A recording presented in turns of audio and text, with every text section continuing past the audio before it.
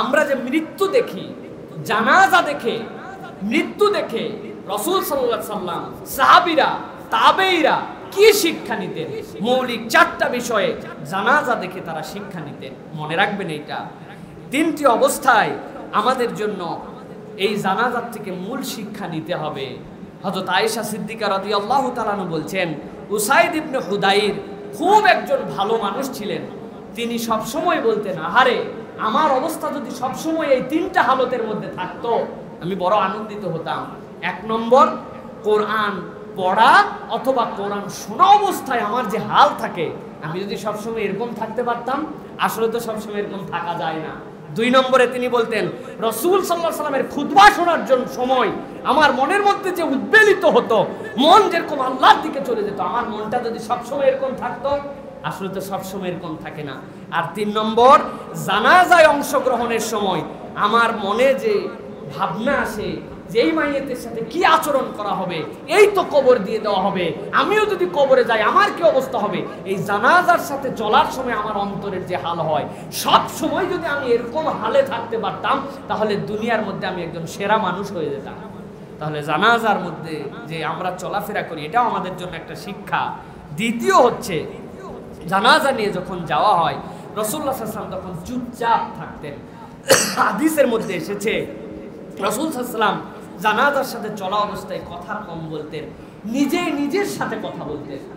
কবরে কি হবে, কি প্রশ্ন হবে, এই জগৎটা কেমন হবে, রাসূল চুপ মেরে যেতেন। আমরা জানাজা নিয়ে যাওয়ার সময় হইচই করি, চিৎকার করে করে দোয়া পড়তেছি, উমুক কোরাস করে করে দোয়া পড়েন। আপনি দোয়া করেন, কিন্তু চুপচাপ থাকা জানাজার সাথে যাওয়ার সময় আমাদের জন্য আদব। হই হুল্লোড় করা, সামনে থেকে লোক সরাচ্ছে, রাস্তা পরিষ্কার করছে, মানে বিশাল একটা ব্যাপার স্যাপার ঘটায় ফেলছে। এটা রাসূল সাল্লাল্লাহু আলাইহি ওয়াসাল্লামের নীতি আদর্শ ছিল না। এটা 2 নম্বর শিক্ষা। 3 নম্বর, দুঃখ ভারাক্রান্ত থাকা। হাদিসের মধ্যে আসছে, কিতাবুজ জুহুদের ভিতরে আহমদ ইবনে হাম্বল বর্ণনা করছেন, হাদিসটা সহিহ। সাহাবায়ে কেরাম যেদিন দাফন করে আসতেন, কোন জানাজার সাথে যেতেন, সারা দিন তারা অন্তরটার মধ্যে দুঃখ ভারাক্রান্ত থাকতেন। সুতরাং আপনার এলাকায় কারো মৃত্যু হয়ে গেছে, কেবলমাত্র গেছি, জানাজা দিছি, 3 বার মাটি দিছি, মাটিও দেওয়া যাচ্ছিল না, কাছে ডালি দুয়ে এনে দিছিল, 3 পোকা মাটি দিছি, দিয়ে দেশ তো ঢাইলে দিস, শেষ। এটা মুসলমানের ক্যারেক্টার নয়, বরং জানাজার সাথে যাওয়া, শরীক হওয়া, তাদের দুঃখে দুঃখিত হওয়া, এটা এবং এখান থেকে শিক্ষা নেওয়া, এটা হচ্ছে ইমানদারের চরিত্র। চতুর্থ, জানাজার থেকে আমাদের জন্য শিক্ষা হচ্ছে, কায়েস ইবনে উবাদা রাহিমাহুল্লাহ বলেন যে সাহাবায়ে কেরাম 3টার সময় চুপ থাকতেন এবং কণ্ঠকে নিচু রাখতেন। একটা হচ্ছে যুদ্ধের সময়, 2 নম্বর কোরআন তেলাওয়াতের সময়, 3 নম্বর জানাজার সাথে চলার সময়। যুদ্ধের সময় চুপ থাকতেন কেন? ফিসফিস করে কোনো প্ল্যান যেন বাস্তবায়ন না হয়ে যায়, আমাদের কথা যেন তারা বুঝে না ফেলে, তারা নীরব থাকতেন। নীরব মানে কি? হাজার হাজার লোক, কোনো শব্দ নাই, মানুষ চিন্তা করে বিস্ফোরণ হয়ে যাবে। দেখবেন চারিদিকে নিস্তব্ধ, আকাশ কালো করে মেঘ, কোনো বাতাস নাই, বিদ্যুৎও চমকাচ্ছে না। অনেকে বুঝে ফেলছে বাবা ঈশান কোণে যে মেঘ, এমন বর্ষণ হবে, তাড়াতাড়ি গরু ছাগল সব গুছা। সাহাবায়ে কেরাম যুদ্ধের ময়দানে চুপ থাকতেন, হাজার মানুষ চুপ। দ্বিতীয়, চুপ থাকতেন কোরআন তেলাওয়াতের সময়, কথা বলতেন না তারা, তাদের অন্তর আন্দোলিত হতো, মরা মানুষের মতো পড়ে থাকছেন তারা, তেলাওয়াতকে পছন্দ করতেন। 3 নম্বর, জানাজার সময়। আমরা জানাজার সময় চুপ থাকি না, হইচই করি, খালি হইছে, এই তুই ধর, ডান কাত বদল কর, বামে দে, বামে আর একটু উঁচু কর, বাবারে বাবা, এক জানাজা নিয়ে যাচ্ছে মানে হয়। এটা আমাদের জানাজা থেকে শিক্ষা, প্রিয় ভাইরা।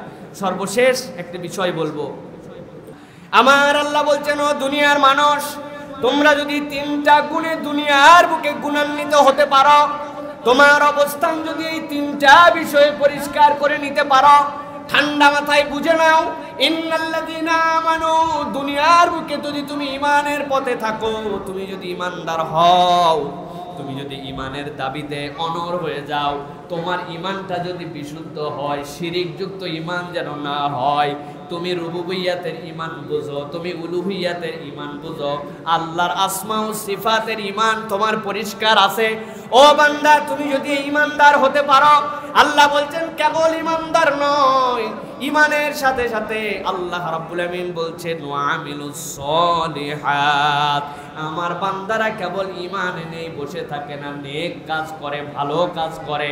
বান্দাকে আল্লাহ রাব্বুল আমিন যা যা করতে বলেছেন সেই কাজগুলি করে, বান্দা আল্লাহ রাব্বুল আমিনের দেখানো পথ পদ্ধতিতে চলে, কেবল ফরজ করেই থেমে যায় না।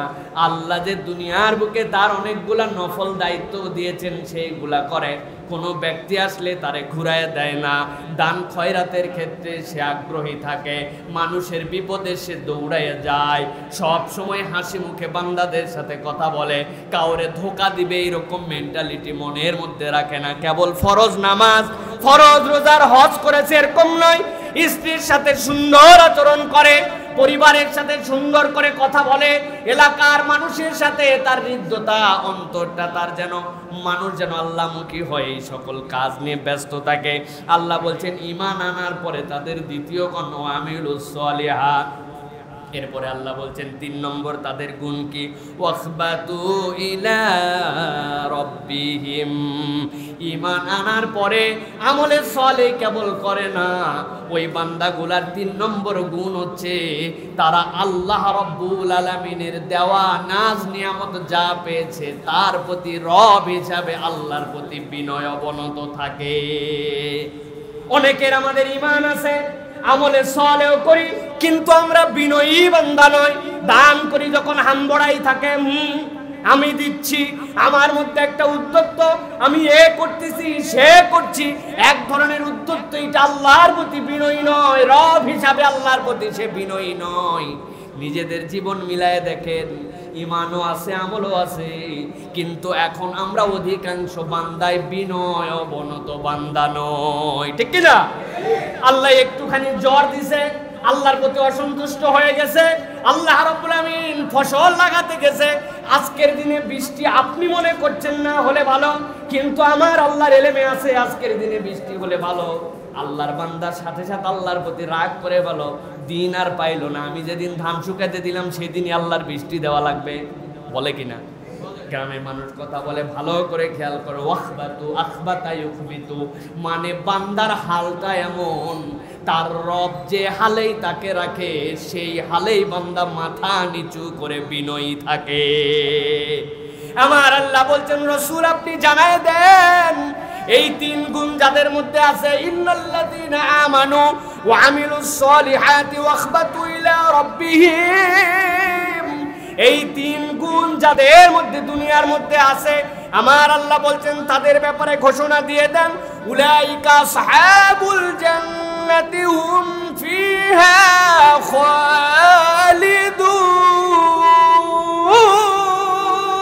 খালিদুন। আমার আল্লাহ বলছেন, রাসূল আপনি জানাই দেন এই গুণওয়ালারা দুনিয়ার বুকে ঘোরাফেরা করে, দুনিয়ার বুকে থাকে, কিন্তু আমি আল্লাহ আমার এই 3 গুণওয়ালা বান্দাকে এমন পছন্দ করি, আমার বান্দা দুনিয়ায় থাকে কিন্তু আমি আল্লাহ তাদের জন্য জান্নাতের ঘর রেডি করেছি।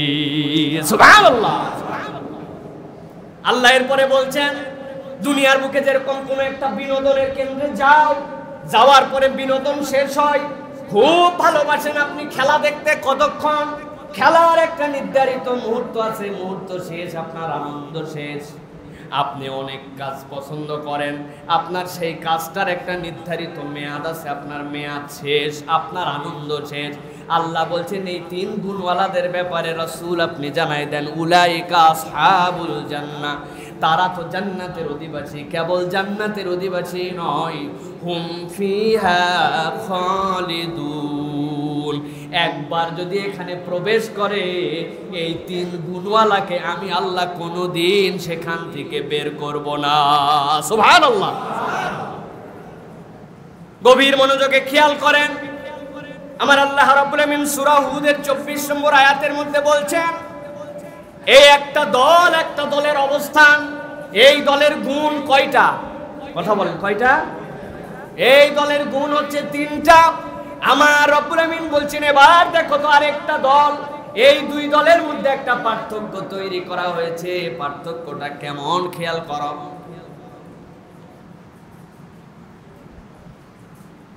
পার্থক্যটা কেমন খেয়াল করো। আমার রব্বুল আমিন বলছেন, মাসালুল ফারিকাইনি কাল আ'মা ওয়াল আসাম والبصير والسميع هل يستويان مثلا أفلا تذكرون আমার আল্লাহ বলছেন শোনো দুইটা দলের পরিচয় ভালো করে খেয়াল করেন আমার দিকে তাকান যে যা কাজ করতেছে তাদেরকে কাজ করতে দেন গভীর মনোযোগে বুঝেন আল্লাহ রাব্বুল আলামিন বলছেন মাসালুল ফারিকাইনি দুইটা দলের উদাহরণ হচ্ছে এরকম কাল আ'মা ওয়াল আসাম একটা দল হচ্ছে আ'মা তারা অন্ধ তাদের দৃষ্টি নাই ওয়াল আসাম কানেও শোনে না আরেকটা দলের পরিচয় হচ্ছে ওয়াল বাসির ওয়াস সামি অন্যরকম সুন্দরভাবে সে শোনে কেবল শোনেই না শোনার মতো শোনে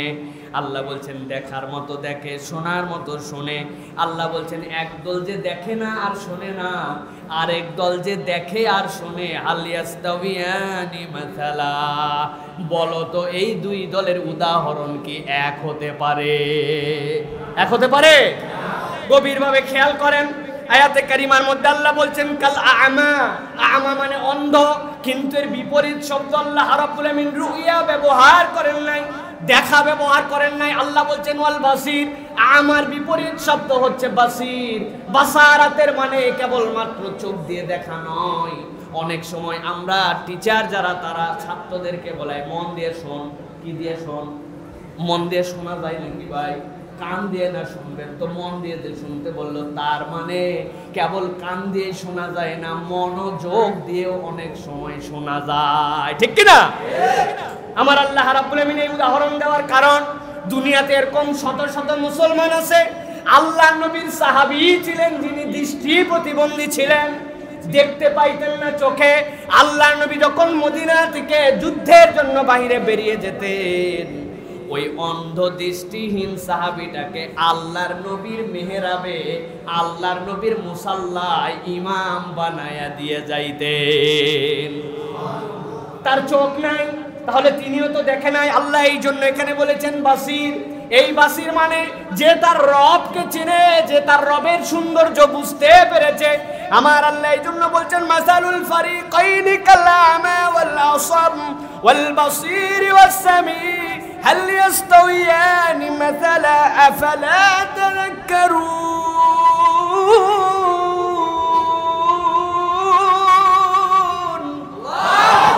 ও দুনিয়ার মানুষ এক দলের পরিচয় তো আগে দিলাম আরেক দলের পরিচয় পরে দিলাম কিন্তু বলে রাখলাম যারা দেখতে পায় না কানে শুনতে পায় না কান আছে চোখ আছে আল্লাহর বিধান মানে না আল্লাহর বিধানকে পছন্দ করে না আরেক দল হয়তো চোখ নাই কিন্তু বাসির আসামি বলো তো তোমরা এই দুই দলকে সমান হতে পারে আল্লাহ দুনিয়ার মানুষের সাক্ষ্য নেওয়ার জন্য এই কথা বলেন নাই দুনিয়ার কোনো পাগল ছাগল তো বলতেও পারে সমান হতে পারে গায়ের জোরে তো অনেক কিছুই আমাদের দেশে চলে না গায়ের জোরে বলছে তুমি জিতে গেছো ভোট হোক বানাও তাই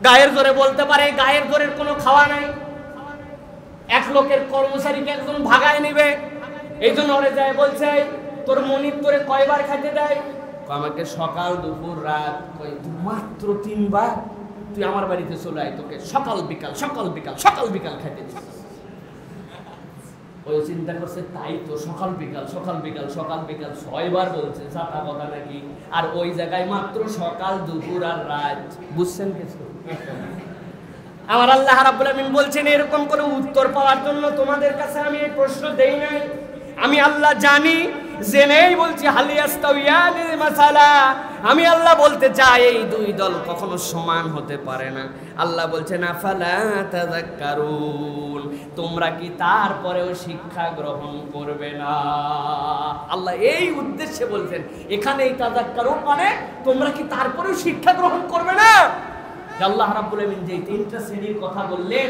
তোমাদেরকে এই তিন শ্রেণীর মধ্যে ঢুকে যাওয়া উচিত নয় আল্লাহ এটা বুঝাতে চান প্রিয় ভাইয়েরা আল্লাহ রাব্বুল আমিন এরপরে বলছেন সূরা হাশরের মধ্যে 59 নম্বর সূরা 20 নম্বর আয়াত আল্লাহ উদাহরণ দিচ্ছেন এবার একটু পাওয়ার বাড়ায় দিবেন আগেরটাতে কেবলমাত্র বলেছিলেন অন্ধের কথা চোখওয়ালার কথা কানওয়ালার কথা কানহীনের কথা আল্লাহ রাব্বুল আলামিন সূরা ফাতিরের মধ্যে আরো ব্যাপক বলেছেন, দীর্ঘ করার সুযোগ নাই। আল্লাহ সেখানে অন্ধর কথা বলেছেন, চোখওয়ালার কথা বলেছেন, আলোর কথা বলেছেন, ছায়ার কথা বলেছেন, রোদের কথা বলেছেন, আল্লাহ বিভিন্ন কিছু দিয়ে বুঝাইছেন। কিন্তু আল্লাহ এবার ডোজ বাড়াই দিয়ে সূরা হাশরের মধ্যে বলছেন, ও দুনিয়ার মানুষ ভালো করে বুঝো তোমার অবস্থান কোথায়। এই দুই অবস্থান কখনো সমান হতে পারে না। আল্লাহ কি বলছেন?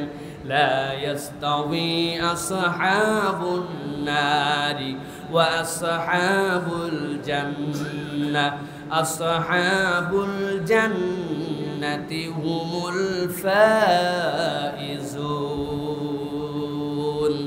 আমার রব্বুল আমিন বলছেন, ভালো করে মনে রাখো, জান্নাতের দল, ডানপন্থী দল, জান্নাতের দিকে যাওয়া দল, যাদের ওই তিনটা গুণ আছে তারা তো আসহাবুল জান্নাহ। আমার আল্লাহ বলছেন আসহাবুন নার ওয়া আসহাবুল জান্নাহ, যারা জাহান্নামের অধিবাসী আর যারা জান্নাতের অধিবাসী। লা ইয়াস্তাউই, কখনো এই দুই দল এক হতে পারে না, এটা আমি আল্লাহ রাব্বুল আলামিন সাক্ষ্য দিচ্ছি। আল্লাহ বলছেন, ও দুনিয়ার মানুষ শুনে রাখো, দুনিয়ায় হয়তো সাময়িক ব্যর্থতা ছিল, মাত্র 1 বিঘা জমি আইরে কষ্ট করে চলে, ভ্যান চালায় খায়, টাকা পয়সার অবস্থা নাই, দুনিয়ার মানুষ সালাম পর্যন্ত দেয় না, ঈদের দিনেও একটা নতুন পাঞ্জাবি কিনে পরে যাবে সামর্থ্য নাই। মেহমান বাড়িতে এসে গেলে 2 কেজি গরুর গোশত আর ফজলুর দই হাজির করে ফেলবে, এত সহজ হয় না তার জন্য, অনেক কষ্টের ব্যাপার। দুনিয়াতে তারে কেউ পাত্তা দেয় না, দুনিয়ায় তারে কেউ দাম দেয় না। আল্লাহ বলছেন, ও দুনিয়ার মানুষ, আমি আল্লাহ বলে দেই কে সফল আর কে ব্যর্থ, আমি আল্লাহ তার সার্টিফিকেট দিচ্ছি। এটা চেয়ারম্যানের গরু চোরের সার্টিফিকেট না। চেয়ারম্যানের সার্টিফিকেট তো দেখছেন আপনারা অনেক সময়, চেয়ারম্যানের কাছে ফরম্যাট রেডি থাকে। কি ফরম্যাট? যাওয়া মাত্র চারিত্রিক সার্টিফিকেট। আমার জানা মতে অমুক, তার পিতা অমুক, একজন সৎ চরিত্রবান আদর্শ মানুষ, দেশদ্রোহী কোনো কাজের সাথে তিনি জড়িত ছিলেন না। গেছে কেডা? সারা জীবন জানে এলাকায় গরু চুরি করছে, এখন বয়স হয়ে গেছে আর গরু চুরি করতে পারে না, বয়স্ক ভাতার জন্য একটা ক্যারেক্টার সার্টিফিকেট লাগবে, গম চোর সার্টিফিকেট দিচ্ছে গরু চোরে। আছে না ভাই এরকম? আপনাদের এলাকায় নাই আলহামদুলিল্লাহ, 2-1টা আছে দেশে এরকম ব্যতিক্রম, অধিকাংশই ভালো আলহামদুলিল্লাহ, কিন্তু এরকম 2-1টা আছে আমাদের জানা মতে, এরকম আছে। আমার আল্লাহ তো এরকম নন। আমার রব্বুল আমিনের সার্টিফিকেটের মান বোঝানোর জন্য বললাম, কাউকে ক্রিটিসাইজ করার জন্য নয়। আমার রব্বুল আমিন বলছেন, লা ইয়াস্তাউই আসহাবুন নারি ওয়া আসহাবুল জান্নাহ আসহাবুল জান্নাতি হুমুল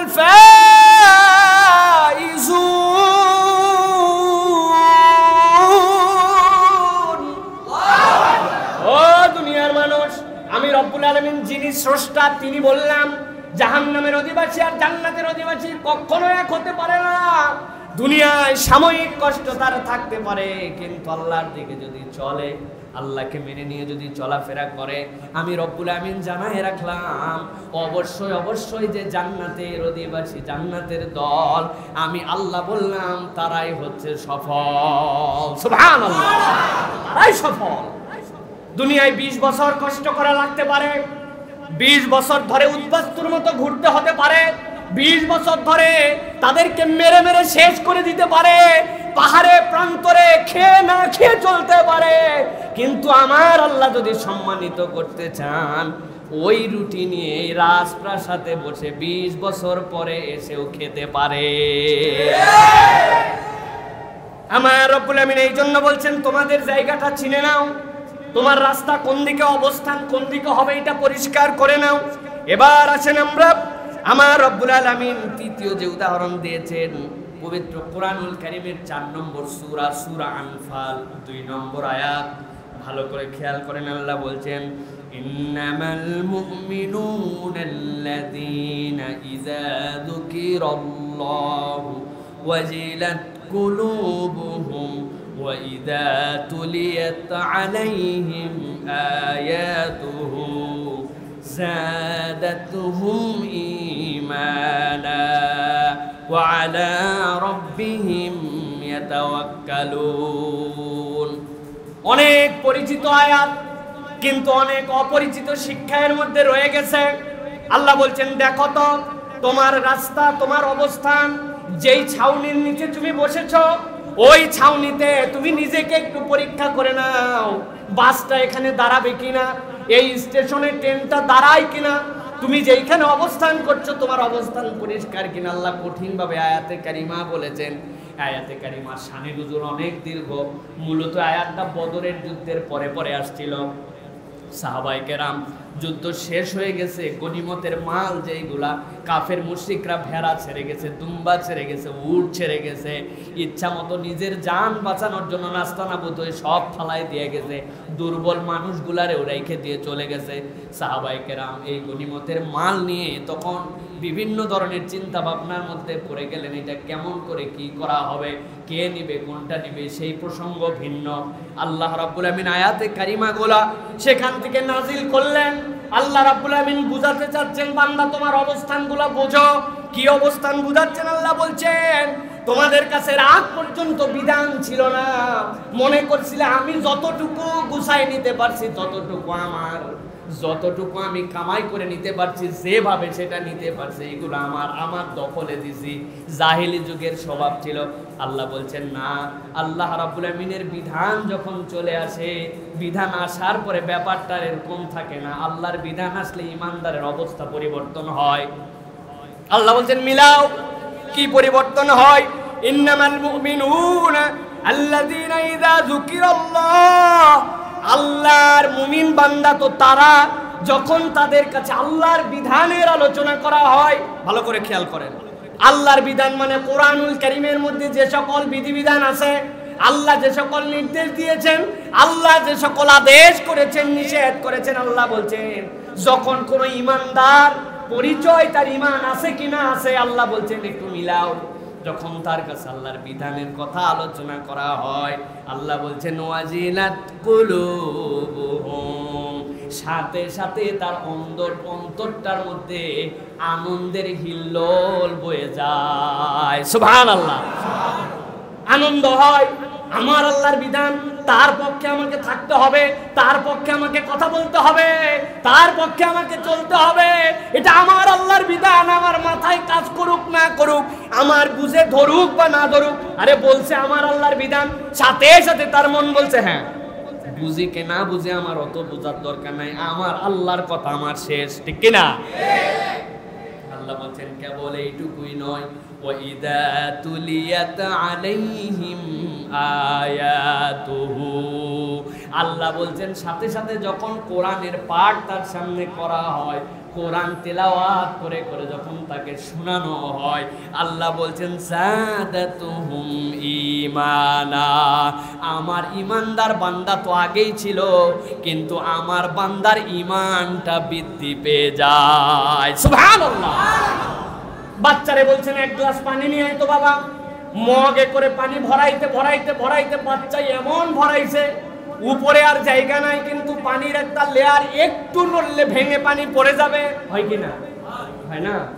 গামলার মধ্যে ভরাইতে পারে, এত ভরায় নাকি একদম ভরাইয়া বাইরে উঠে গেছে, কিন্তু পড়ে নাই, একটু নড়লে পড়ে যাবে। আল্লাহ বুঝাচ্ছেন বান্দার তো ঈমান আছে, কিন্তু যখন তার সামনে আল্লাহর কালাম তেলাওয়াত করা হয়, আল্লাহর বিধানের কথা বলা হয়, তুমি যদি ঈমানদার হও, তোমার ঈমানটা এরকম আনন্দে উদ্বেলিত হয়ে থই থই করতে শুরু করে।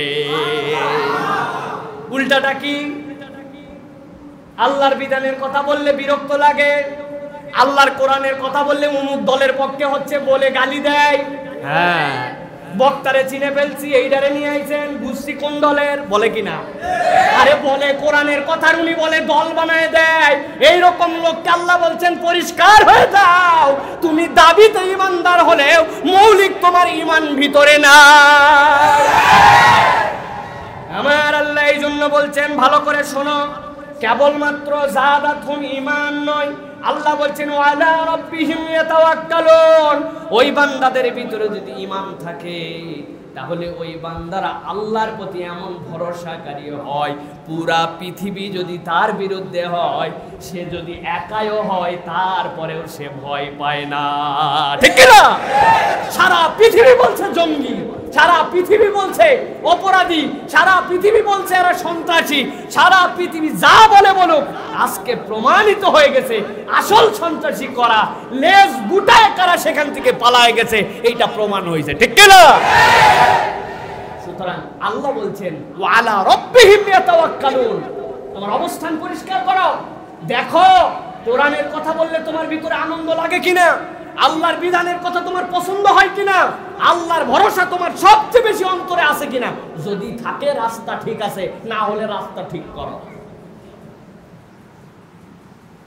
সর্বশেষ আয়াতে কারিমা আমার আল্লাহ রাব্বুল আমিন বলছেন, দুনিয়ার মানুষ সূরা 39 নম্বর সূরা, অবস্থান পরিষ্কার একদম ক্লিয়ার হয়ে যাবে। এবার আমার অবস্থান কোথায় হওয়া উচিত, কোন দিকে আমার যাওয়া উচিত, আমার মুসলমান হিসাবে কিভাবে চলাফেরা করা উচিত, আল্লাহ সূরা জুমারের ভিতরে বলছেন 45 নম্বর আয়াতে, وَإِذَا ذُكِرَ اللَّهُ وَحْدَهُ اشْمَأَزَّتْ قُلُوبُ الَّذِينَ لَا يُؤْمِنُونَ بِالْآخِرَةِ وَإِذَا ذُكِرَ الَّذِينَ مِن دُونِهِ إِذْ هُمْ يَسْتَبْشِرُونَ।